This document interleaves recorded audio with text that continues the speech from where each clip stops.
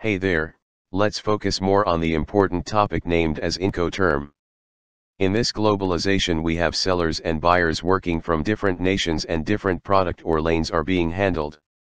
To make sure buyer and sellers have defined responsibilities plays an important role in avoiding legal conflicts, hence there are Incoterms in place which plays a vital role to define roles and responsibilities for buyer and sellers. Incoterms stands for International Commercial Terms. Let's see the definition of Incoterms. As already said, Incoterms are a set of rules which define the responsibilities of sellers and buyers for the delivery of goods under sales contracts. Incoterms are published by the International Chamber of Commerce, ICC, and are widely used in commercial transactions. According to revision in 2010 there are total 11 Incoterms. Below table shows Incoterms list, which is segregated as names starting from E, F, C, and D. Let's see each Incoterm with its definition and brief about responsibilities defined in the Incoterms. First Incoterm is EXW. EXW stands for Ex Works. This Incoterm represents the seller's minimum obligation, since he only has to place the goods at the disposal of the buyer. However, the buyer must carry out all tasks of export and import clearance. Carriage and insurance is to be arranged by the buyer. Next is FCA. FCA stands for Free Carrier. This term means that the seller delivers the goods, cleared for export, to the carrier nominated by the buyer at the named place. In this rule, seller pays for carriage to the named place. Next is FAS. FAS stands for Free Alongside Ship.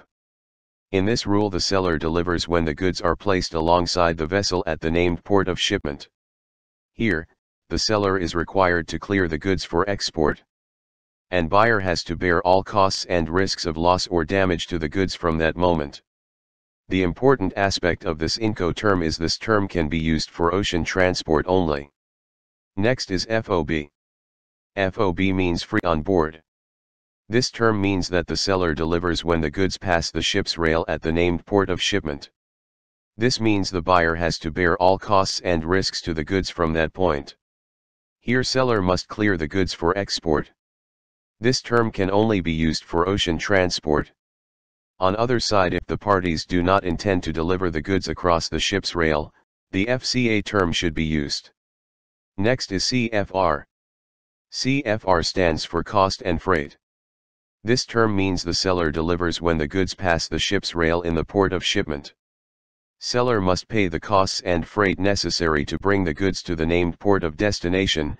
Important point to be noted here that the risk of loss or damage, as well as any additional costs due to events occurring after the time of delivery are transferred from seller to buyer. Seller must clear goods for export. This term can only be used for ocean transport. Next is CIF. CIF stands for Cost, Insurance, Freight. In this Incoterm seller delivers when the goods pass the ship's rail in the port of shipment. Seller must pay the cost and freight necessary to bring goods to named port of destination. Risk of loss and damage same as CFR. Seller also has to procure marine insurance against buyer's risk of loss/damage during the carriage. Seller must clear the goods for export. This term can only be used for ocean transport. Next is CIP. CIP stands for Carriage and Insurance Paid. This term is the same as CPT with the exception that the seller also has to procure insurance against the buyer's risk of loss or damage to the goods during the carriage. This term may be used for any mode of transportation. Next Incoterm is CPT. CPT stands for Carriage Paid. To this term means that the seller delivers the goods to the carrier nominated by him, but the seller must in addition pay the cost of carriage necessary to bring the goods to the named destination. The buyer bears all costs occurring after the goods have been so delivered. The seller must clear the goods for export. This term may be used irrespective of the mode of transport, including multimodal. Next Incoterm is DDP. DDP stands for Delivered Duty Paid. This term represents maximum obligation to the seller. This term should not be used if the seller is unable to directly or indirectly to obtain the import license.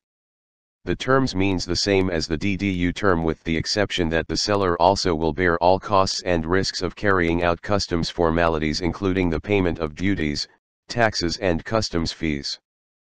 Next Incoterm is DAT. DAT stands for delivered at terminal. In this Incoterm, seller pays for carriage to the terminal, except for costs related to import clearance, and assumes all risks up to the point that the goods are unloaded at the terminal. Next Incoterm is DAP. DAP stands for delivered at place. In this Incoterm, seller pays for carriage to the named place, except for costs related to import clearance, and assumes all risks prior to the point that the goods are ready for unloading by the buyer.